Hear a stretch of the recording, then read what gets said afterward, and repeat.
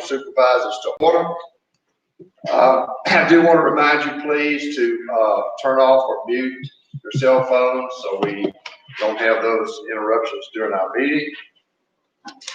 Would now ask that you please stand for our pledge to the flag. I pledge allegiance to the flag of the United States of America and to the republic for which it stands, one nation, under God, indivisible, with liberty and justice for all. Thank you.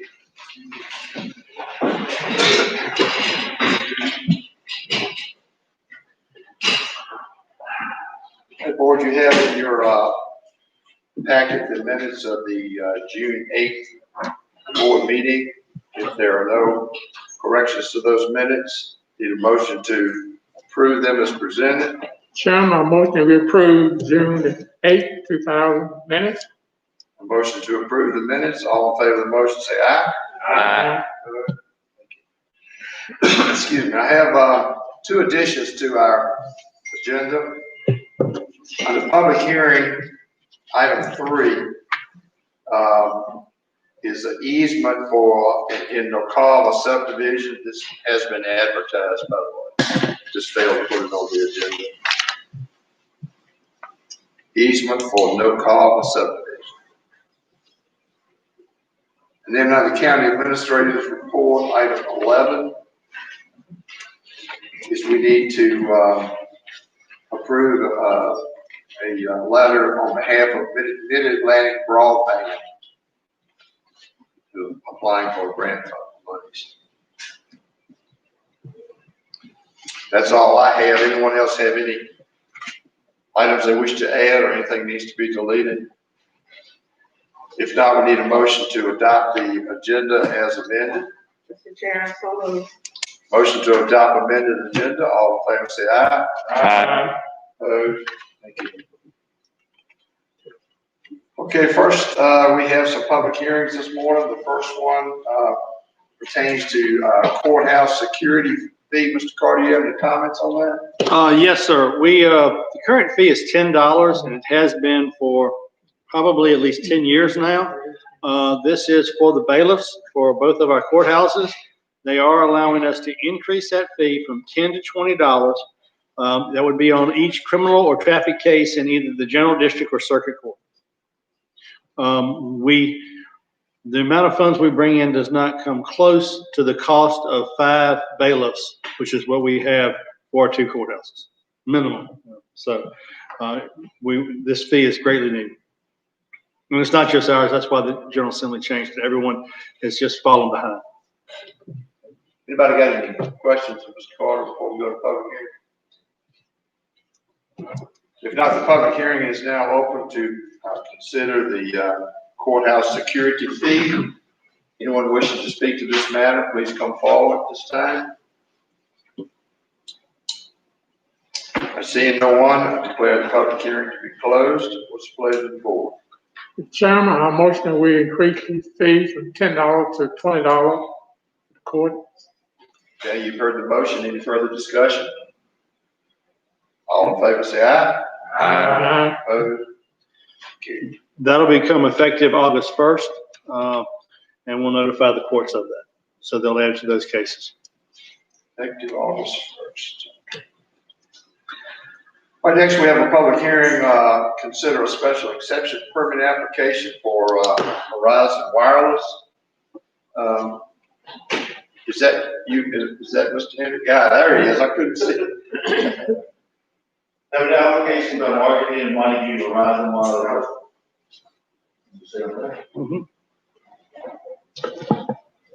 Application by Market and Montague Horizon Wireless for a special exception permit for its proposed 199-foot communication tower to be located on Mecklenburg County, tax number 14500-A-023.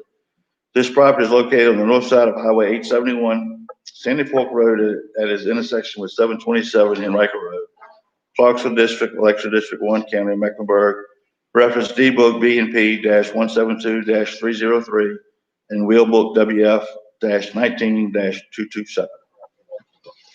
What district was that again? Electoral District 1. All right, is anyone here representing the applicant that wishes to speak before we go to public hearing? Good morning, Mr. Chairman, members of the board. My name is Mark Rodenthal. I'm counsel for Verizon Wireless. We agree with the staff recommendations contained in the staff report. We, of course, agree with the Planning Commission recommendation for approval. We would ask for your approval today, and we're here to answer any questions that you may have or that the public may have. Anyone have any questions? Still before we go to public hearing? Okay, thank you. All right, at this time I declare the public hearing open to discuss the special exception permit application from Verizon Wireless. Anyone wishing to speak to this matter, please come forward at this time. Seeing no one, declare the public hearing to be closed. It's a pleasure of the board. Mr. Chairman, I motion that we accept the special exception permit approval for the special exception permission, please. And you've heard the motion. Any further discussion? All in favor of the motion, say aye. Aye. Opposed? Next is public hearing concerning easement to be granted in the Proble subdivisions. Carl, do you want Yes, sir. This was brought to Mr. Slayton's attention a couple of weeks ago. As for that, the request is for utility easement for a sewer line that will cross from one lot to another. It's from lots. Let me get my. You all were submitted a plat out, and it is from lot 24 over to lot, I'm sorry, from lot 24 over to lot 82A. It'll be for sewer only. We have approved some of these previously in Orcava. There were several approved on the plat when we did Portside, and there have been several that were approved 20 years ago was the first time we had those over in Merrifield. Waterfront lots do not perk, the off-water does. You all own the road, you do not have to maintain it.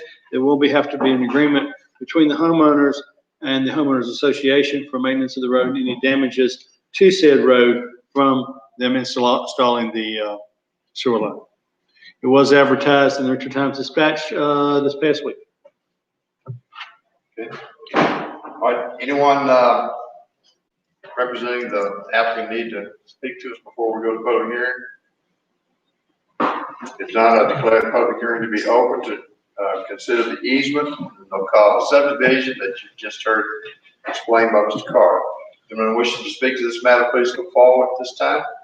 I think this, ma'am, were you here on the easement? It's a different subdivision. This is a different. What? I know. Okay. Then no one, sir. All right, seeing no one, I declare the public hearing to be closed. What's pleasure forward? Motion that we approve this. A motion to approve the easement, a call for subdivision. Any further discussion? All in favor say aye. Aye. Opposed? Thank you. Okay, Lake Advisory Committee report, Mr. Wilkinson. Thank you, Mr. Chairman. Mecklenburg County Lake Advisory Committee met on June 17th, 2020. Those present were myself, Chairman, Charles Jones, David Franklin, Andy Hargrove, and Robert Henry. Others present, Judy Sheffield and Tom Tanner. The meeting was called to order by myself. A public hearing was held on the application by Marymount and Peak Farm Property Owner Association, Robert L. Jameson, for a proposed 5 no-wake buoys within Halltree Creek. The buoys will be placed 20 to 25 feet from the shoreline. Mr. Jameson was present to answer questions. Mr. Jameson advised the committee that he had heard that the operator of a jet ski had lost control of the vessel and struck a boat dock within Halltree Creek, and that the operator was injured and the vessel was damaged. Mr. Jameson stated that he did not personally witness the accident. The committee discussed the application in detail, explaining that they were not trying to shut down the use of the lake, but attempting to make the lake a safe place for recreational use. Mr. Jones discussed the 20 emails that were received and advised the committee that out of the 20, only 2 were against the application. The public hearing was closed. Upon a motion from Mr. Brinkley, the committee unanimously recommends supporting the application by Marymount and Peak Farm Property Owner Association, Robert L. Jameson, for proposed 5 no-wake buoys within Hawtree Creek. Meeting was adjourned. That's all I have, Mr. Chairman. So do we need to, The committee makes the vote. The committee makes the vote, sir, so it's up to them, and it's just letting the rest of the board members know. so we don't need to Don't say, need to do that Yes, now. sir, based upon our ordinance and our regulations, y'all do not have to approve. good, thank you. Property committee, Mr. Jennings? Thank you, Mr. Chairman. The property committee met on July 13th, 2020 at 8:30 a.m. in the Board of Supervisors meeting room. Members present: Jim Jennings, Chairman; Andy Hargrove; Claudia Lundy; Blancy Spain; Sterling Wilkinson. Also present: Glenn Barber, Charles Jones, Wayne Carter, and Judy Sheffield. Chairman called the meeting to order. Mr. Carter presented a proposal from Johnson Controls for upgrades to HVAC systems at the Hudgens Court facility. The original computer systems for the controls were installed in 2000 and 2004. Software and the hardware are outdated and parts upgrades are unavailable. The proposal would bring the system up to the current software for a cost of $51,968. Staff is recommending this upgrade before the system crashes. Ongoing upgrades will be much lower. Upon a motion of Mr. Spain, second by Mr. Hargrove, the committee unanimously agrees to recommend the HVAC upgrades to the full board at a cost of $51,968. A request has been made by L.J. Dornack on behalf of the property owner in the how you say that way? Norcava. What? Norcava. Norcava, okay. I think I heard y'all say that earlier, but in Norcava subdivision for a utility easement across Alcove Drive. The 15-foot easement is from lot 24 to lot 82A, which will serve as a drain field lot.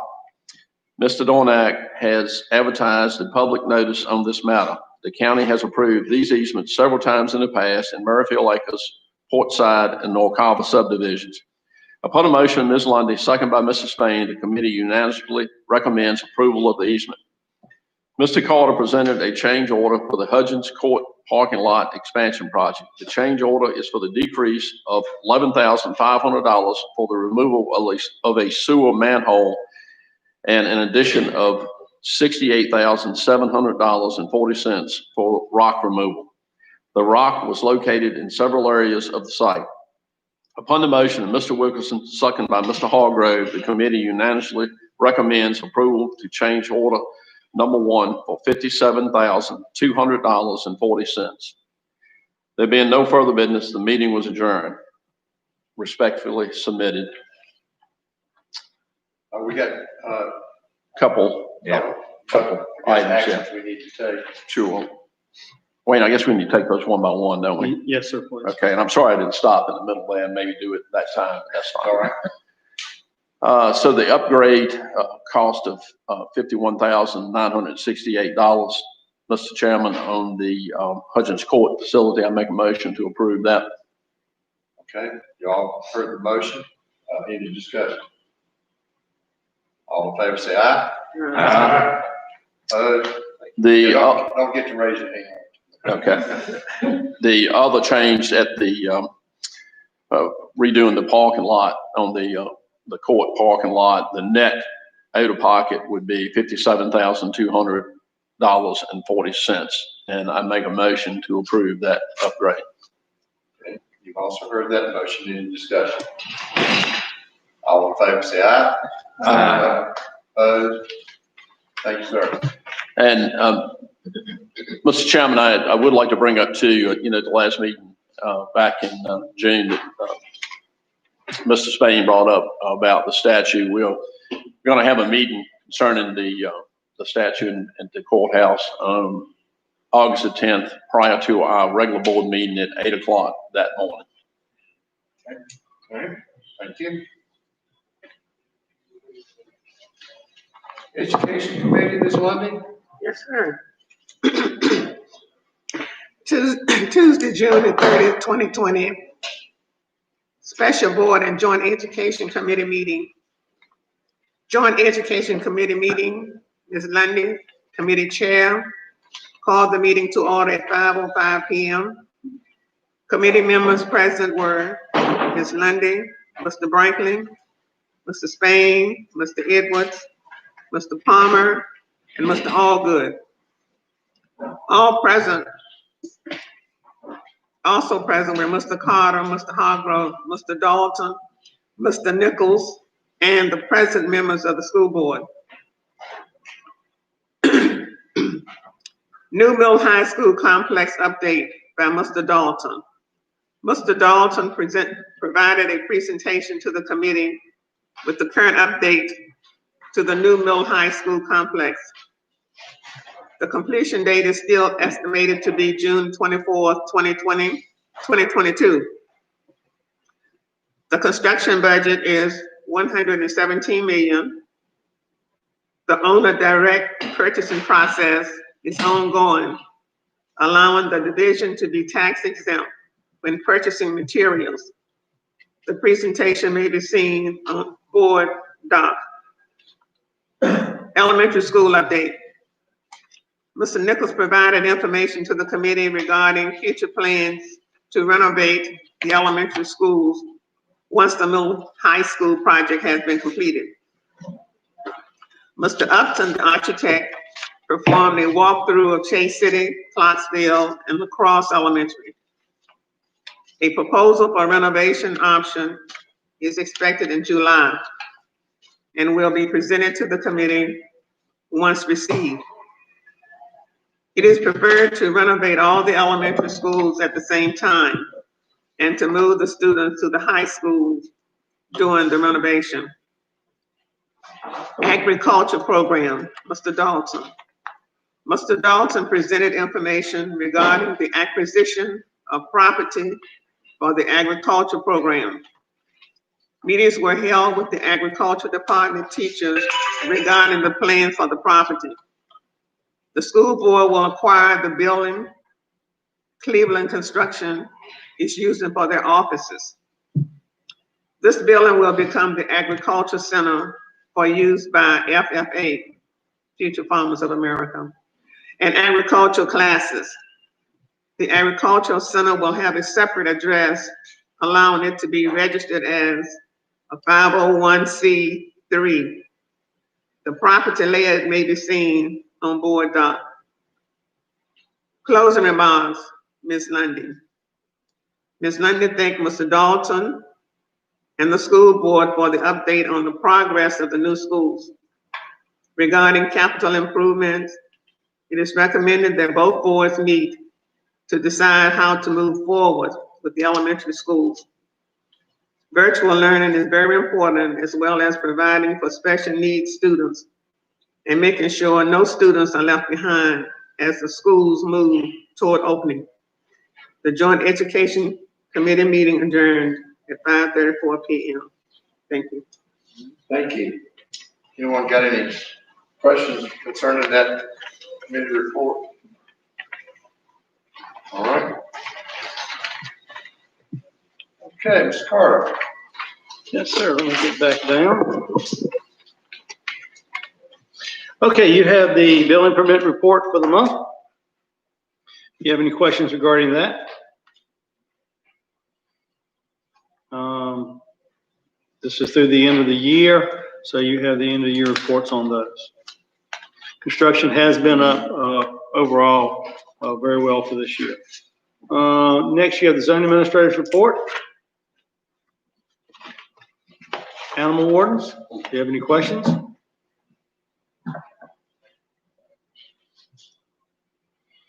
Sheriff's report. So far this year, we've had 6,900, over 6,900 calls, and that's not including January and February. Business checks, in case you have any of those.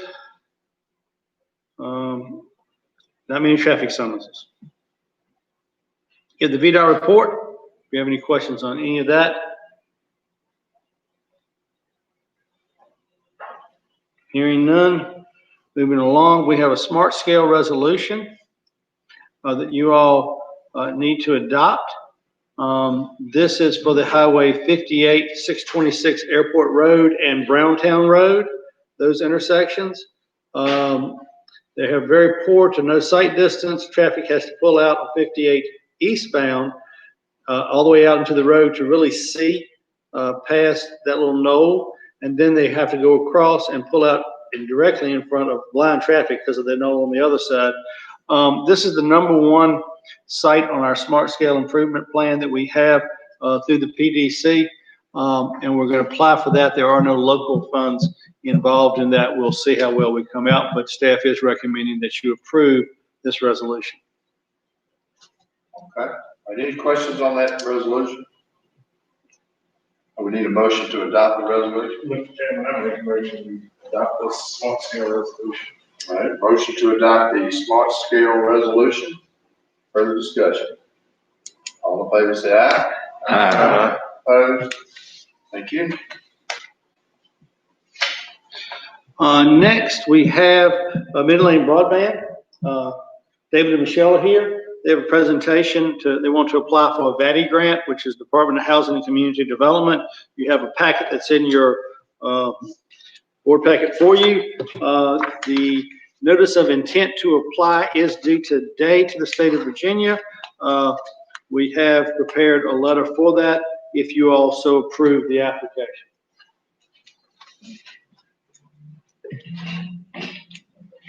I'll take this down. Good morning. Morning. Good morning, Mr. Chairman, honorable members of the Board of Supervisors. Thank you, Wayne, for letting us be here today. I am Michelle Taylor, for those of you that don't know me, representing Empower Broadband, who is the wholly owned subsidiary of Mecklenburg Electric Cooperative.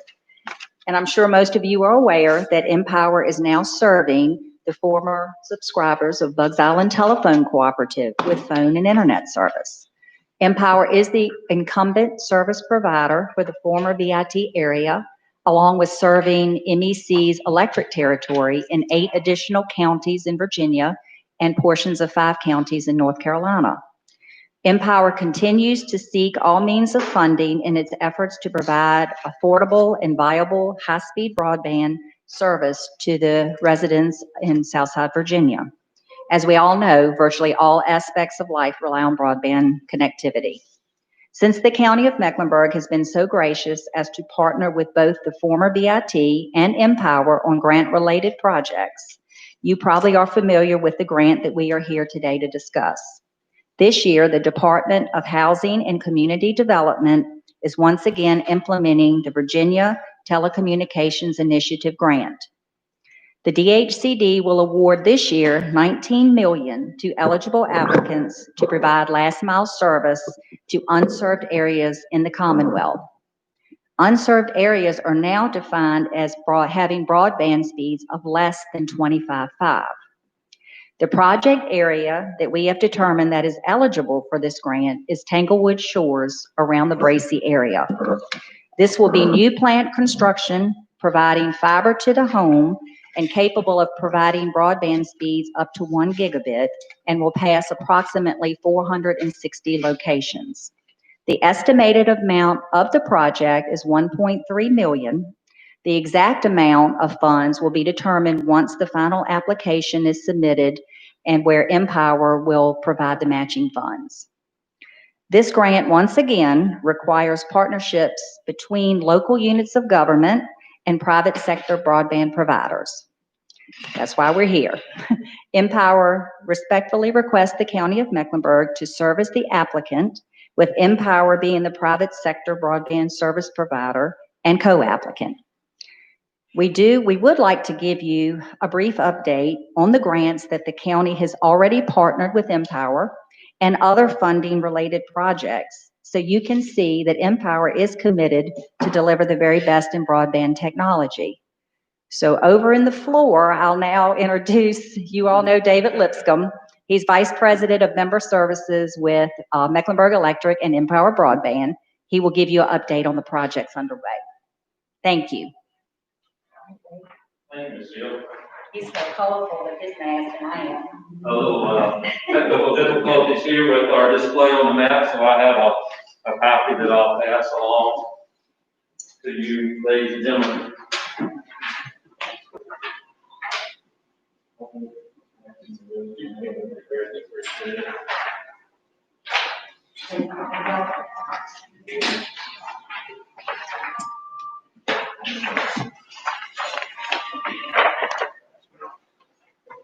Thank you, ladies and gentlemen. We greatly appreciate being before you once again.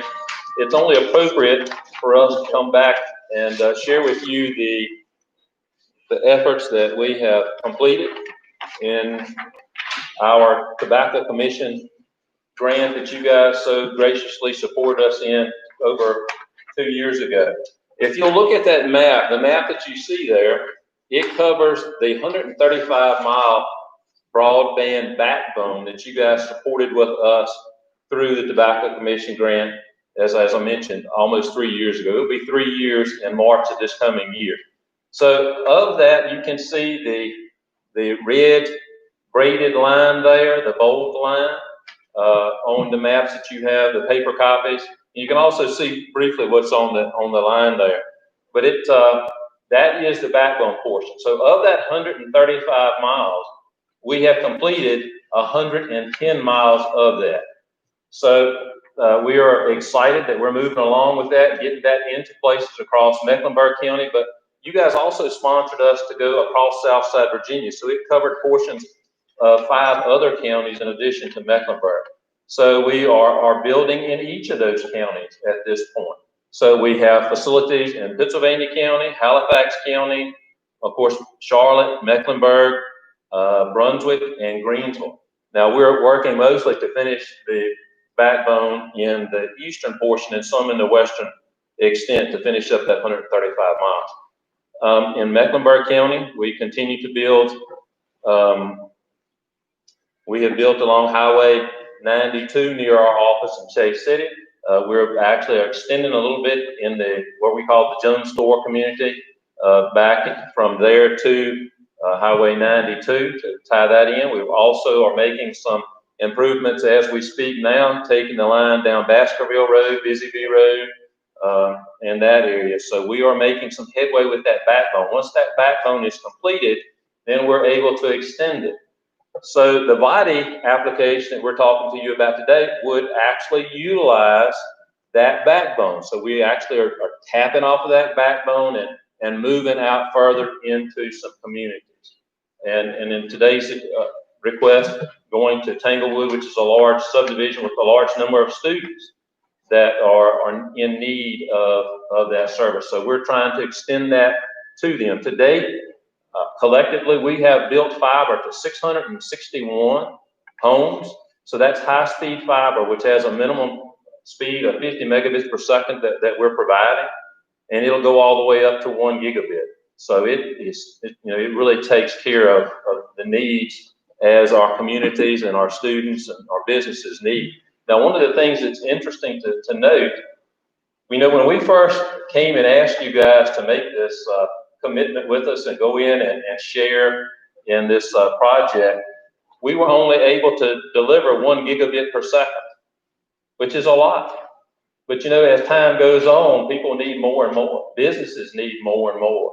And since we made that commitment, today the electronics are available to provide 10 gigabits of service over that same fiber. So we know we've made the right commitment. We know we can serve the folks that are there. So you guys have that document in front of you. Are there any questions that you all might have about where we've been already? Mr. Chairman? I don't have any questions. All I know is that I know some people that have received this fiber, but the only comment I got was awesome. Right. So it's light years ahead of what a lot of these folks have had and what a lot of them have now. So I think it's an awesome thing for our rural community. And we thank you for your support. We'll be here for a little while. If there are any questions, certainly we'll be glad to ask. Anybody have any questions? Well, just one I'm impressed with, looking back 3 years, what do the next 3 years look like? Can you give us a crystal ball? Well, you know, the map that I passed out to you guys probably just does project the next 3 years. You'll notice there are some colored census blocks that are there. And you might think, well, what are those census blocks there? You typically will show a map with county boundaries. That's a part of the FCC is doing a new effort called the Rural Digital Opportunity Fund, RDOF. And those blocks represent RDOF. We are looking and evaluating opportunities for Southside Virginia, for Mecklenburg County, as to how RDOF might fit into that picture. So you guys can see that's where federal monies, it will be available for our area. So I think that represents the next 3 years, and actually RDOF covers for the next 6 to 10 years. So I think RDOF represents some of the next steps. And that occurs, Ms. Plain, that actually comes into play. It's a reverse auction. It's an auction type process, and that will occur this fall. So we're looking quite hard at that. Good, thank you, very impressive. Mr. Chairman, one question I have, the build out in Tanglewood, the 400 and some homes you spoke of, is that all of the homes that are in Tanglewood on kind of this side of it? I know Tanglewood extends on the other side, but this is everything in the main block. Yes, sir. This would actually be everything, Mr. Tanner. Our thought is to go in there and to take care of this at one occasion. That once we get that done, we'd be finished there, and those folks would have the services that they need. And like I said, the fiber backbone actually goes right by on 903. So going into that facility or into that subdivision and serving those folks is just it's already set up to go. And the backbone goes through the Northview area right there now? Yes, sir, it does. Okay, but it hadn't speared off yet? Not speared off. We are building that backbone fiber now, Mr. Jennings. That's being built. It goes along a short portion of Baskerville Road, comes off of 58 there, goes down Busy Bee, then stops by our Northview substation. Okay. We've actually built a lot of that, and it's already over to Highway 47. We're going back down 47 to near Wheatland Road to tie back into some stuff. And when will that go out, like from there? We're expecting that to happen late fall or winter, at the end of the year. Okay. So that we'd be able to. Now, you know, we're passing somewhere over 2,000 homes. So we're passing those 2,000 homes, and the next step is to deliver or provide those facilities from the backbone to those homes. So we're continuing to work and push on that. It is interesting, believe it or not. There are a number of our community that are still learning about what they can do with this high-speed broadband. So we're working with our community. Of course, during COVID, it's kind of tough to make that to point to everybody in a personal way. But we do need to, you know, there's some digital literacy that we have to work through. Folks are not aware of what they can do with this high-speed broadband. So most of the growth that we see, the take rates that come along those lines, come from one person to the next. It's just a personal testimony that folks can share with the neighbor. Lord, we've got this. You just can't believe what it does, and the things that they can do with it. So we are seeing the take rates are really personal testimonies or what spurred that on even more. One question, since the pandemic 19 might be with us for a while, have you been encouraged to make changes to address that issue for kids with the laptop? Well, Mr. Payne, our effort at this point is to get it out as quickly as we can to as many as we can so that they can utilize that services. I know we've spoken with Mr. Nichols in schools in that area about how we can, perhaps it's a hot spot that we set up so that kids can get there. It's kind of difficult to get it into everybody's home, but if we can provide some ways there, we're willing to work and are pursuing working with our school systems to be able to do that. So Trying to open those opportunities up, just get it extended a little bit quicker and a little more useful to kids that need it, because we know they do. Of course, the other thing we see is that not only do kids need it, but employees need it. You know, they need to work from home. And we're trying to make sure that we give spots as well until we can get to other folks, so. Yeah, thank you. Thank you, sir. You all will need to approve the intent to apply today. I have a letter to give them, but y'all have to actually take action because you are the applicant for this in conjunction with them. I do have one more question. 49 South going down, toward Virgilina. What's the future on the lines being extended down that way? I mean, I don't even have cell phone tower. Mr. Jones, I know we have, in the Halifax County side a little bit, we have worked on a grant with Halifax County. We actually received a body grant that would actually go to Smiley's store near Omega.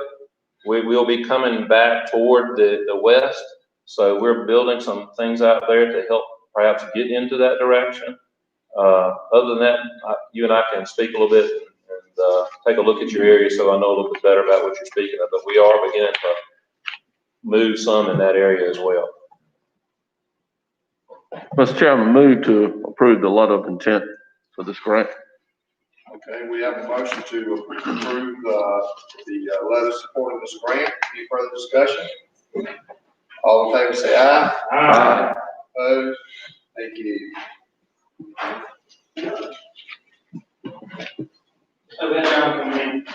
Sorry with everything. We're trying to move people in public in here too. So like a chess game. yes, sir. Good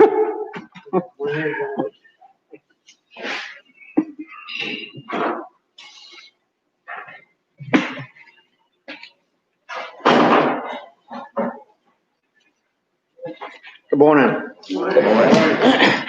So just to update a little bit on the COVID that's happening in the county. Right now, we're up to 262 cases, as you guys see from the emails that I send you guys.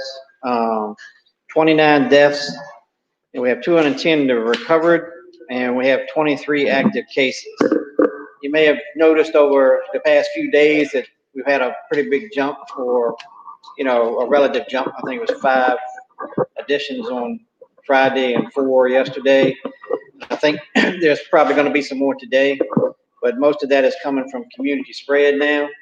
The outbreaks that we have had in the past have died down, and we continue to supply the responders from the supplies that we have accumulated, and just pushing forward with that. And we've had our first CARES Act committee meeting, and we have another one of those this week. So don't know if you guys have any questions. I got any questions. Do you have the age range of the death that we have in the county? They don't supply me with that, but from what I've seen on the state website, the age range is pretty. It's from the deaths or probably some of them might start in the 60s, and then mostly you get a little bit more in the 70s, and in 80s and 90s it goes up substantially, which flows along with the outbreaks that we had in the nursing homes. Okay, so you haven't had any children at this age in the 12? Not deaths, no ma'am. Thank you. I want to thank you for your constant update on the county numbers. Yes, sir. Also under this, I sent to you all a sample resolution. When we approved the CARES Act monies, there was also monies for the towns to use. Russell has prepared one using Chase City as the model, but it's a resolution that staff would like for you all to adopt so that we can present these to the towns and say, here it is. It does require that they pay us back if a grant is found to be non-usable or what they used it for. It also allows us a mechanism to collect that if they don't pay us within 30 days, which we withhold in the sales tax that we normally would give. Staff is recommending that you approve this resolution so that we can submit that to the towns. All right, so just so I understand, we're approving a resolution for all the towns? It would be for all the towns to sign in order to get the funds. And this is just the Just, model. yeah, that was just Chase City. We had to put somebody's name in. Russell prepared it for us, and with that respect, it would be for all 5 towns. Okay. And I'm guessing probably we didn't see anything to Broadnax, but they have some people too, so there's also, I think some of the smaller towns will probably be using this to try to do, so they can broadcast their meetings, also for laptops, et cetera. Those are things that can be done. As John said, we had a CARES Act meeting. We are looking at possible uses of the funds, both for us, for fire, rescue, police, for businesses, et cetera. Hopefully that to use it all up. We do not know whether they will extend the time frame past December 31st, because this is not going to be gone away by December 31st. Unfortunately. Yes, sir. All right, so we then need to adopt a resolution. To form. Approving of this form for the towns to sign off. Yes, sir. That's the request of staff. So can I get a motion to that effect? So moved, Mr. Chairman. We have a motion to adopt these town resolutions. Any further discussion on that matter? All in favor, say aye. Aye. Opposed? Thank you. Next, I have Beth Engelhorn is here. She's with the Southside Community Services Board. They are requesting to do a name change that requires all 3 counties to approve. Good morning. Thank you, Mr. Chair, board members, Mr. Carter, for hearing me this morning. Southside is in the process of doing a rebranding, which includes a new logo. We're doing our website redesign, and we're looking to change our name from Southside Community Services Board to Southside Behavioral Health. We feel like Southside Behavioral Health better describes what our agency actually does and what it provides to the community. And since Southside Community Services Board was created by localities, the Department of Behavioral Health requires us to get a resolution from each locality approving the name change and providing us with a written resolution. So today I'm here seeking that resolution by the board to approve the name change and letting us move forward with this rebranding process. Okay. All right. Anybody have any questions concerning this? If there's any questions I can answer about the board in general, I'm here. We don't have a resolution drafted presently. No, sir, we do not. Y'all could approve it and staff could send it out. I think it's going to be fairly simple, but I have not seen one, nor have I prepared one at this time. All right. So I guess the motion should read that we approve staff developing a resolution and approve this name change. Is that sound? Mr. Slayton, is that good for you? I want to make that. And we just approved the Question, I have the other counties approved of this? Yes. Yeah, okay. Okay, Mr. Chairman, I'll make a motion that we approve of the name change. All right, we have a motion to approve the name change. We'll have staff draft a appropriate resolution. Any further discussion? All in favor, say aye. Aye. Opposed? Thank you. Thank you very much. Next, I have our treasurers here. Last month, I think some of y'all questioned about how collections were going. We have finished out the year. I hope to close tomorrow, but Sandra's here to give you an update. Good morning. morning.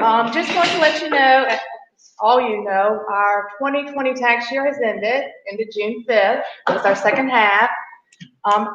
By June 15th, we had processed all our mail and everything that had come in.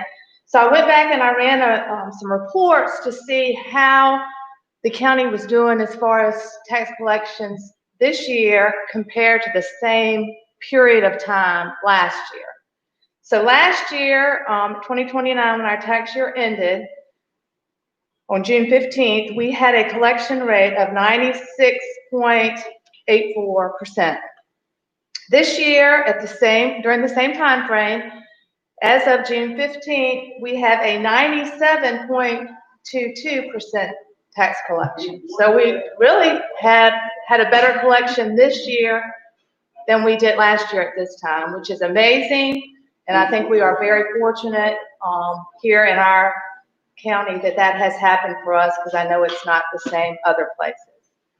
This morning before I came over, I did go ahead and run another report to see where we are as of today, because we have sent out delinquent notices and have had some people respond to them. And as of today, for our 2020 tax year, our tax collection rate is 98.11. So we are very fortunate that we have held our own this year. Don't know what December is going to bring, but things right now are looking pretty good. I think we're actually above last year. Yes. Any Sorry, I had to questions? step out. Any questions of Ms. Lang? Good job. Thank you. Yeah. Thank you. The Zane. staff have worked very hard to get this money in under such odd times. Well, pass on our appreciation to all your staff. Thank you. Let's see what December brings. All right, next I have a letter of support I have set out in front of each one of you. This is from Mid-Atlantic Broadband. They are applying for a federal EDA grant to hook back from the existing Boynton campus all the way back up through Ashburn on another alternate leg. It's a little over $1 million project. This first phase, our part, will take us from here over into Lunenburg to Cambridge area, and then back up through different backbones. They have multiple, as you can see on the maps that I sent you, multiple routes. I am requesting your support and approval of the letter to go to Ted DeRaso for them to apply for the grant. Okay. They're a middle mile provider, whereas, as David said, you know, they have the backbone, but a lot of their backbone that MEC and Empower uses comes off of Mid-Atlantic Broadband. They partner with them, and then they run all the way, like I say, from Southwest Virginia, far southwest, through all the tobacco regions, and all the way now up through several different routes to Ashburn, which is the data center capital of the world.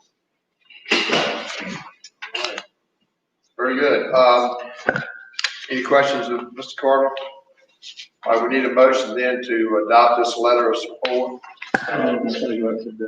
We have a motion to adopt the letter of support. Any further discussion?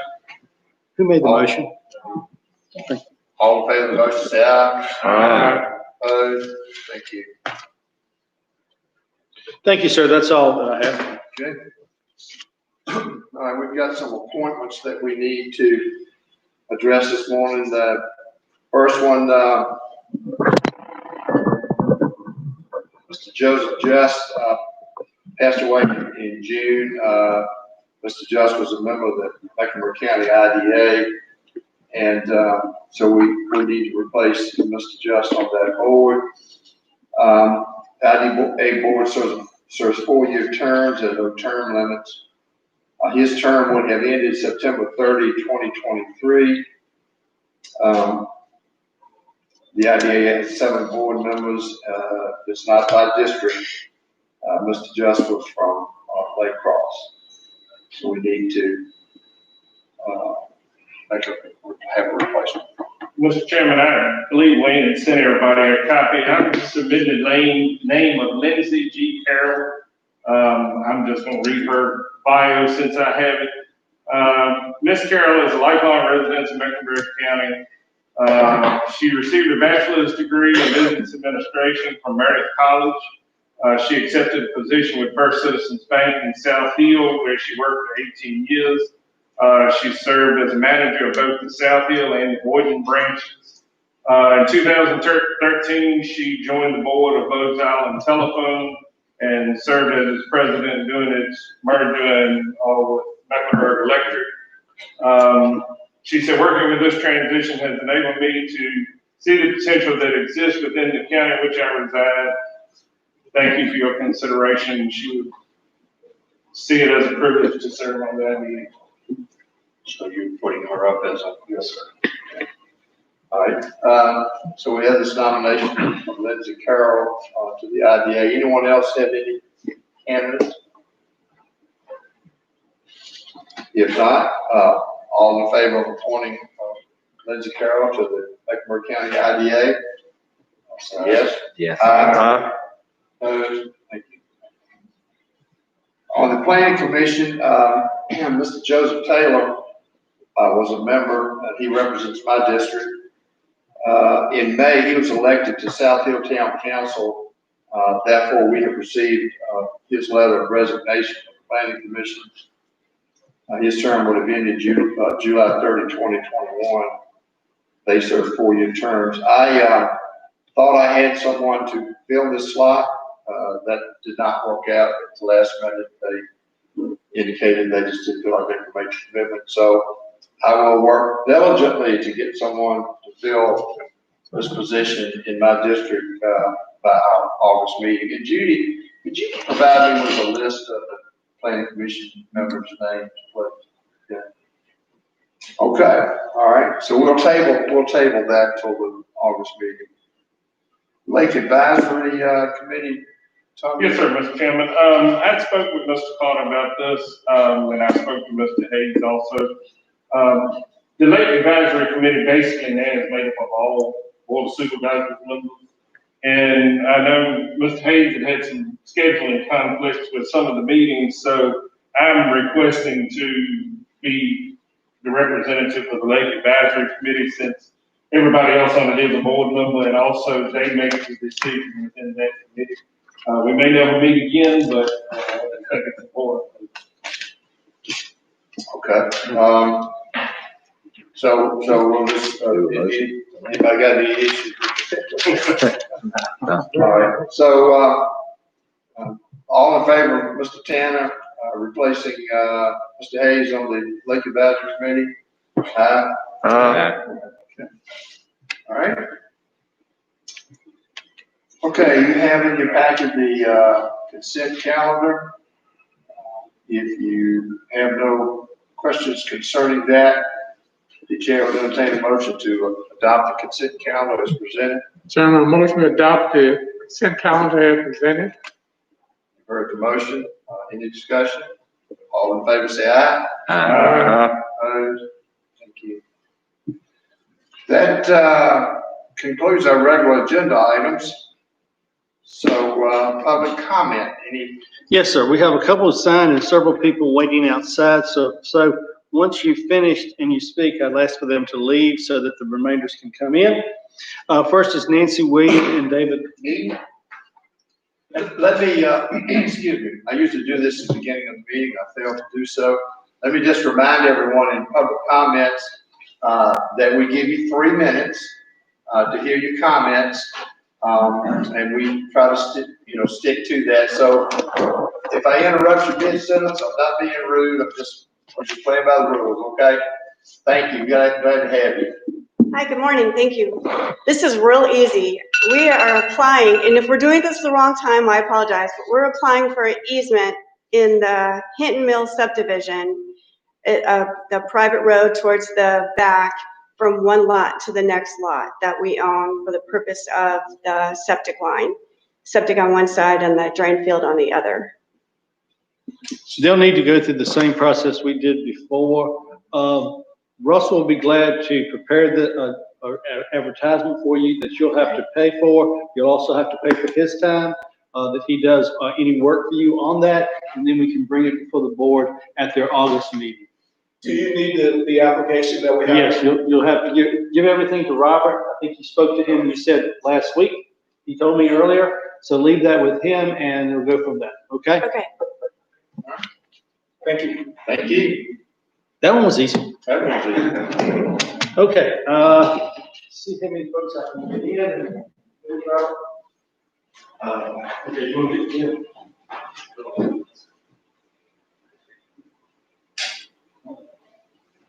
All right. Okay. There you go. We'll go one at a time. Got some folks leaving. It's Paul. Paul, speak. Thank you.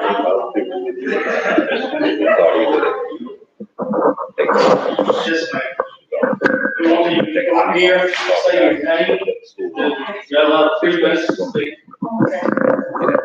Good morning, I didn't know what was gonna happen so quickly.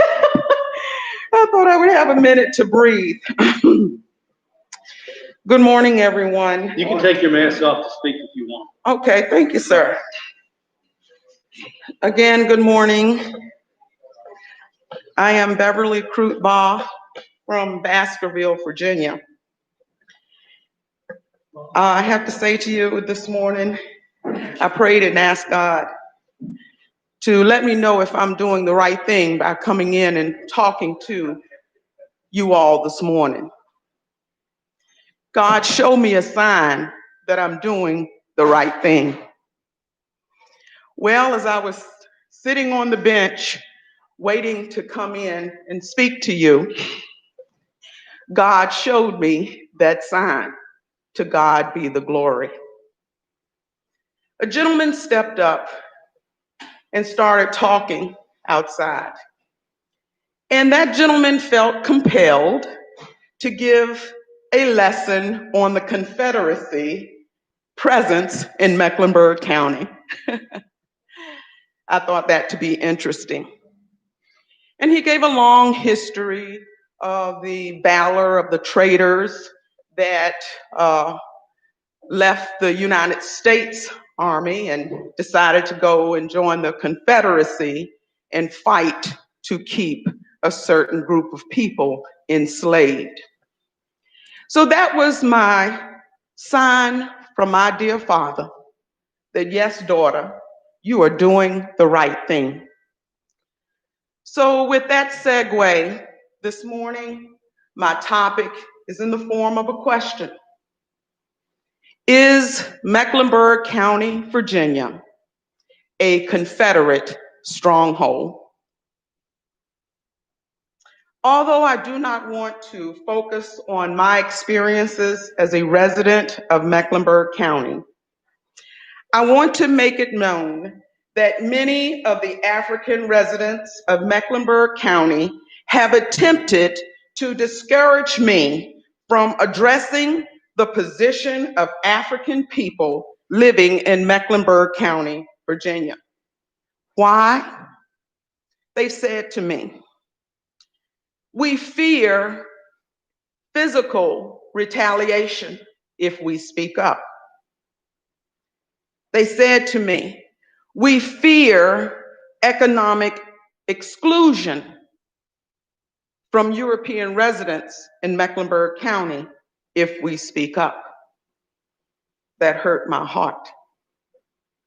Since I have personally experienced racism and intimidation, I feel I must not give in to fear, but stand on the promises of God that no weapon formed against me shall prosper. In my last assignment as a special education teacher with Mecklenburg County Schools, I've had the pleasure of working with Mecklenburg County Schools in 3 different capacities. 2 of those opportunities was the best time of my career. I worked in an assignment where we were family. I worked in 2 assignments where we prayed together, we cried together, we celebrated together, we fellowshiped together. But my last assignment, I experienced extreme instances of racism and intimidation to the level that the stress and anxiety that I lived with daily led me to have serious health issues. I was diagnosed with, oh Lord have mercy. I'm sorry. I apologize. I'm sorry. We're limited to 3 minutes, and Oh Lord. I'd love to hear everything you've got to say, but I'm gonna have to ask you to stop right there.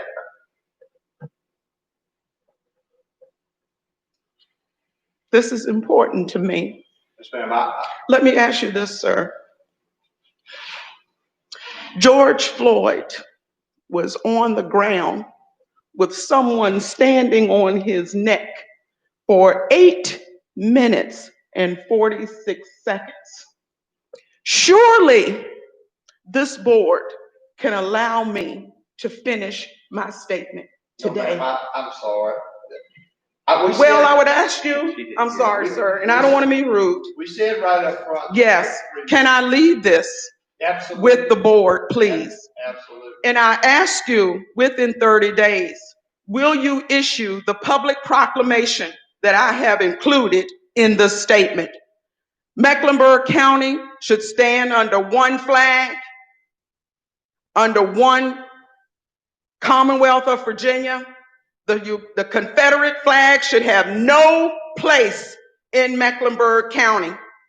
I'm leaving with you a handout with the link, The Truth About the Confederate Flag. And I will leave this. Thank you so much for your time. 3 minutes is a short time. I'm more than sure George Floyd would have been happy to be afforded that same opportunity. God bless you, and heaven continue to smile upon you. Thank you, sir. Thank you so much. God bless you, everyone. Thank you. Oh, thank you.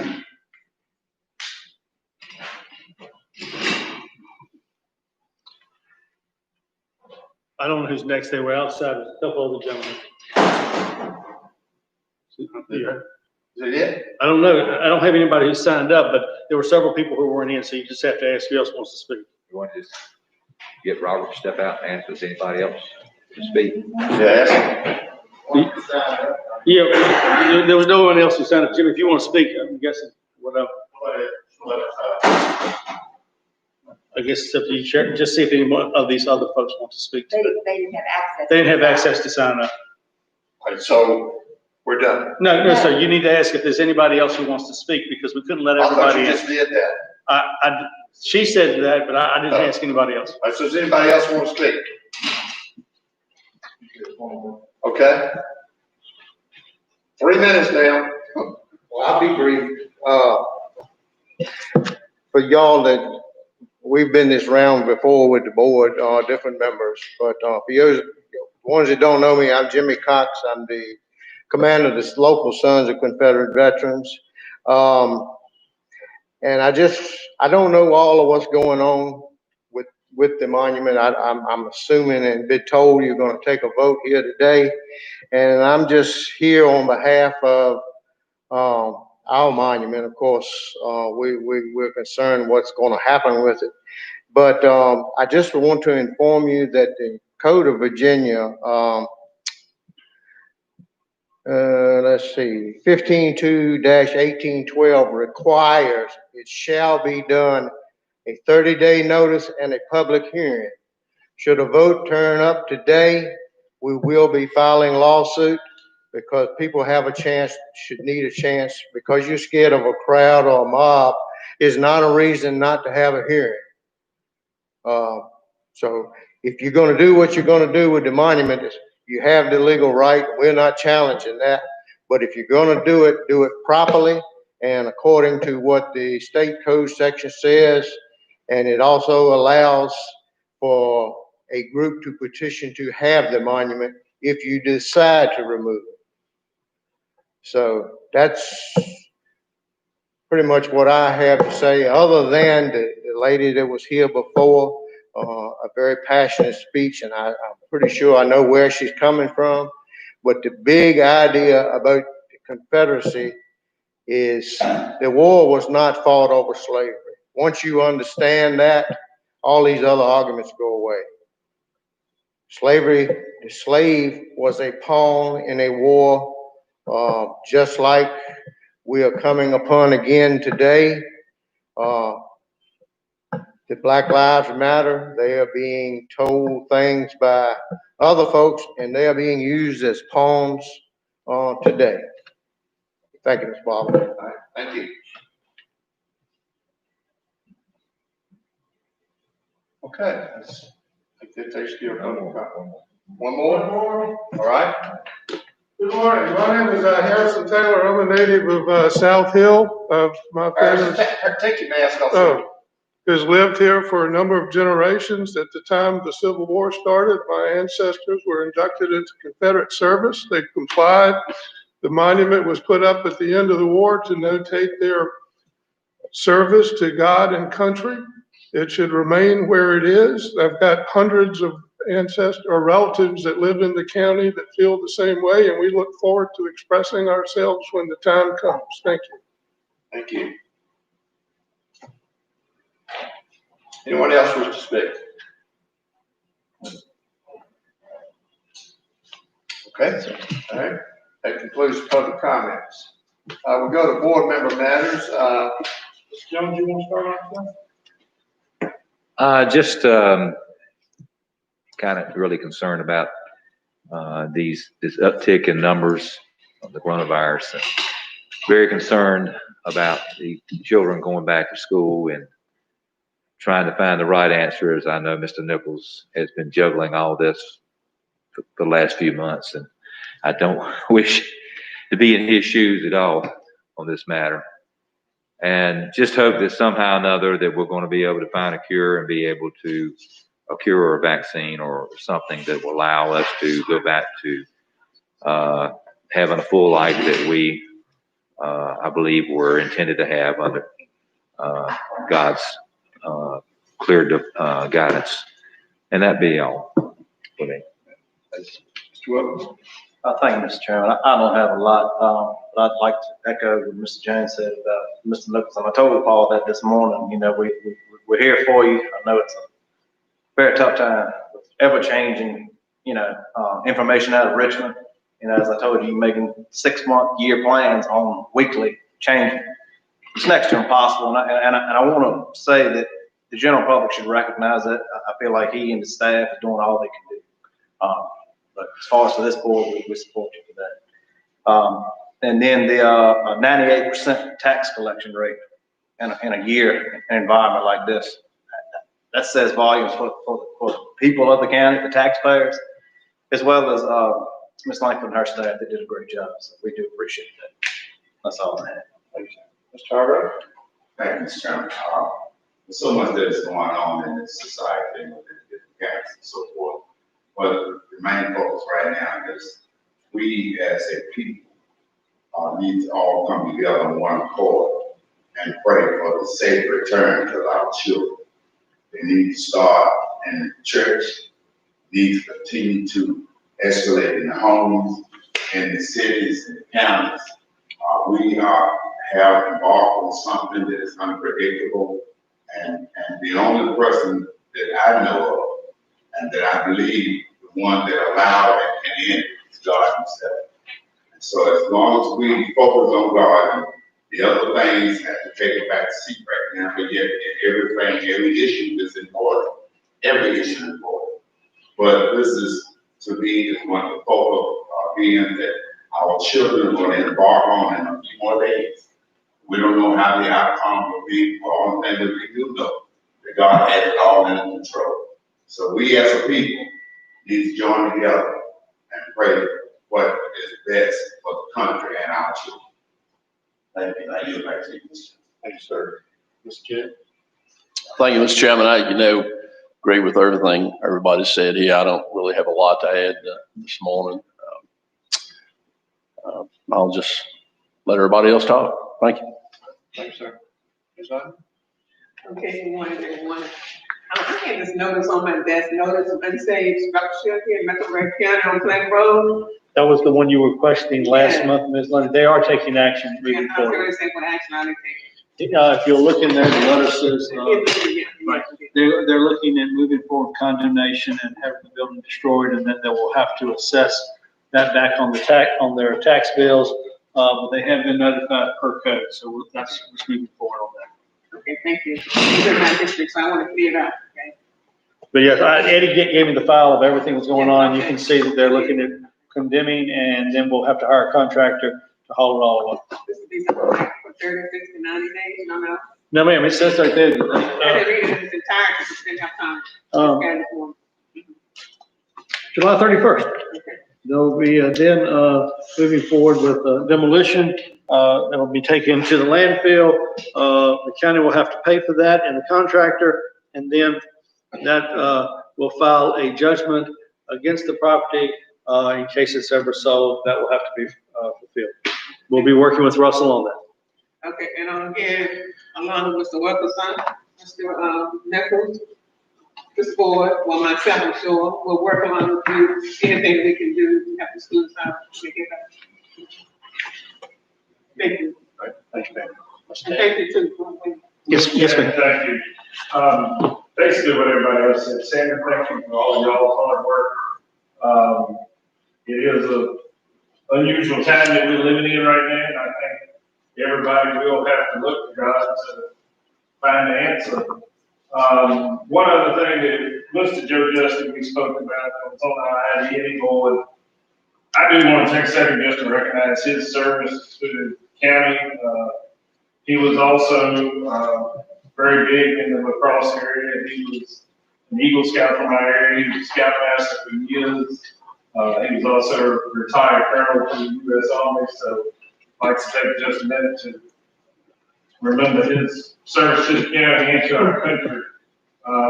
And also just thank Wayne and everybody with the county for all that hard work to keep everything moving and going. That's all I have. Spain? Mr. Chairman, I do agree with a lot. It's a troubling time that we have embarked upon. And probably look back later, Monday morning quarterback, we could have, we should have. But what did we do? And broadband, was impressed with the progress they're making. The great need for broadband due to the schools, businesses. That's important. I do agree that the pandemic is going around and God had the answer. And we pull together. It's important because of the kids in school, parents need to work, the ability of the home. So a lot is involved. So I'm standing with the school board, whatever I can do to help. We have to pull together as a team. We have to work this thing out. Thank you. Thank you. Great comments. There's no need for me to be redundant. Thank y'all for your comments. I have received several phone calls, and I've talked to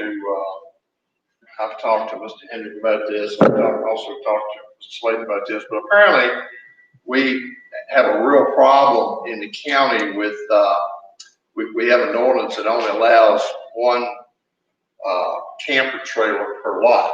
Well, apparently that's being tremendously abused, and I'm getting a lot of phone calls about that abuse. People upset.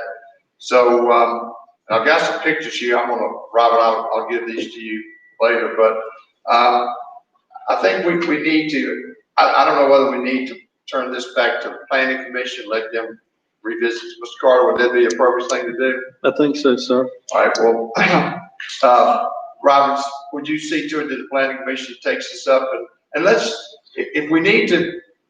We might have to put some more teeth in our ordinance. Yeah, I was gonna say, if we need to put more teeth in the ordinance, let's do it. Let's give Robert the tools that he needs to, to resolve these issues, because I think people are playing games with the ordinance and playing games with Robert. And so, anyway, so we'll get that addressed, and hopefully, maybe by worst case, our September meeting, we can bring that back up. Okay. That's all I have. This board does need to go into closed session to discuss economic development matters and also personnel matters. So I need a motion for the board to go into closed session. I make the motion. We have a motion to go into closed session. All in favor of the motion, say aye. Aye. This board is now in closed session. We'll take about a 5 or so minute recess. Thank you all.